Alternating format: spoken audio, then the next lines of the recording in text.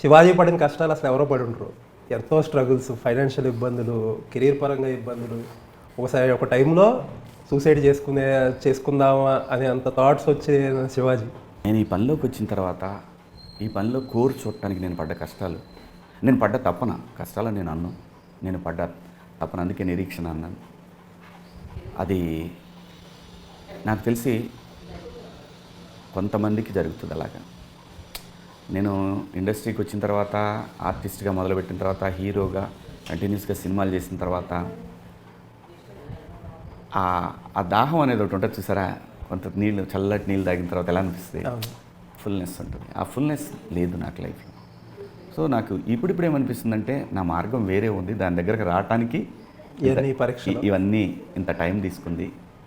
So నా మార్గం ఏంటంటే హీరోగా కన్నా కూడా ఇలాంటి పాత్రలు నేను చాలా చేయాల్సింది ఉంది.